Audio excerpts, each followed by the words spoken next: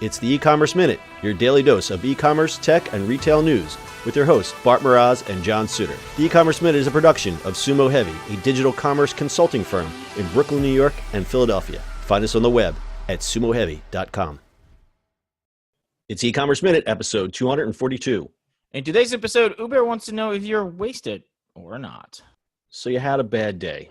You go and slam a few Mick Ultras at the bar with your broheims like those millenniums in the commercials. And like a responsible person does, you call an Uber to get home safely. Unfortunately, if you're on Uber Pool and you weren't out drinking with your pals, taking a ride home with a wasted bra might not be your idea of fun. Besides the loud talking, lousy singing, and possibly vomit, there's also an increased risk of a sexual assault incident. Uber wants to head that off at the pass. According to a new patent filing, the rideshare service is working on a plan to detect whether a ride customer is hammered or not before they climb into the car. The system, described by members of Uber's trust and safety team in 2016, tracks app usage via AI. The patent application describes a system that learns how you typically use the Uber app so that it can identify unusual behavior.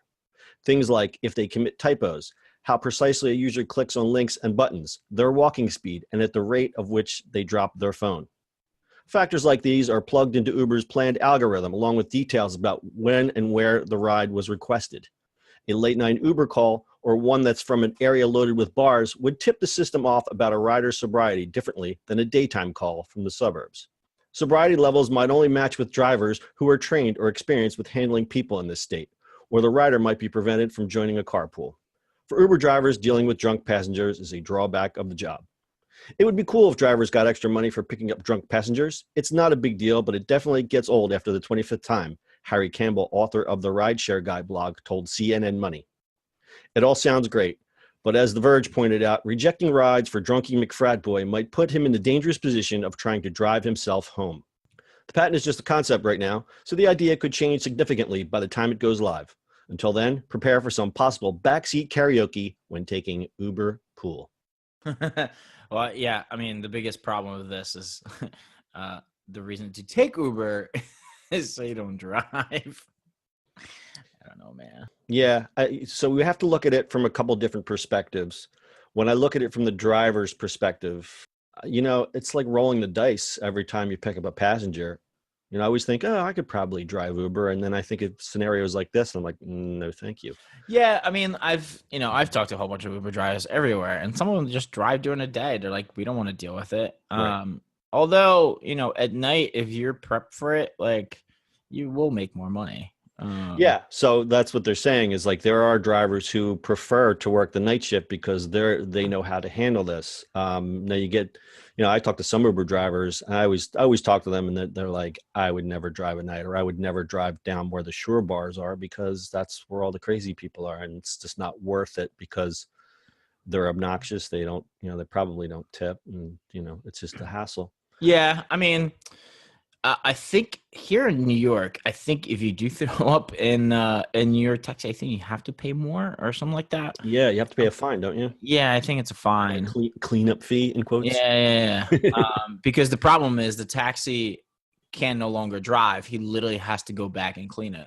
So you're taking his stuff away, like right. His actual. Right. You have to make up his lost income. Yeah. So there's a fine for it. So here's the thing. I understand what Uber is doing here is they're trying to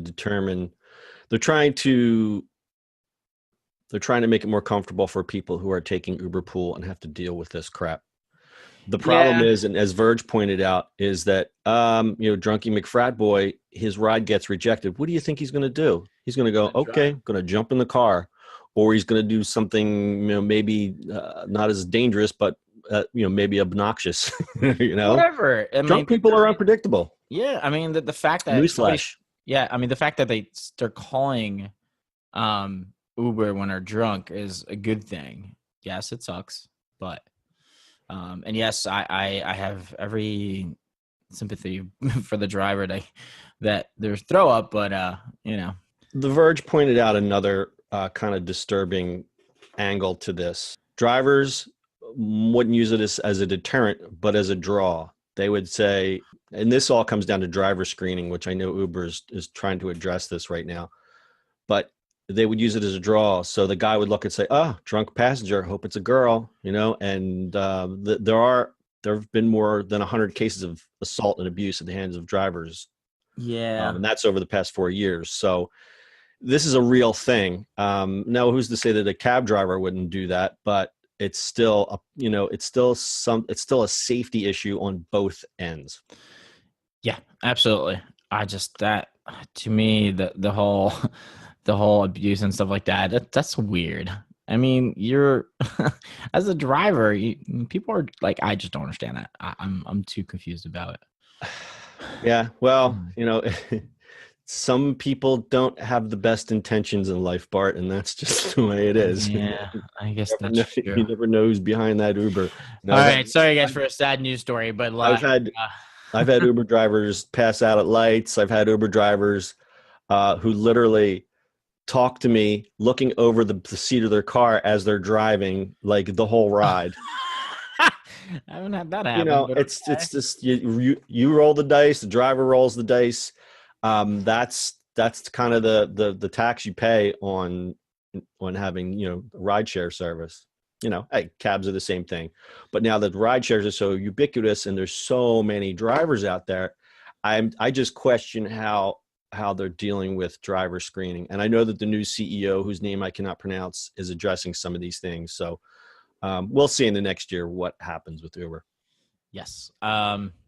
This was a sad story, John. I think we just brought the room down. I'm sorry. Everybody go outside. It's a beautiful day. Cheer up. Got anything else, Bart?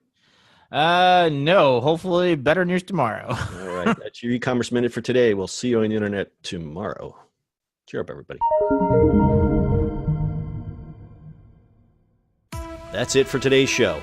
If you like the show, do us a favor and subscribe or leave us a review on iTunes. And don't forget, you can now listen to the e-commerce minute on your Amazon device. Just add e-commerce minute to your flash briefing.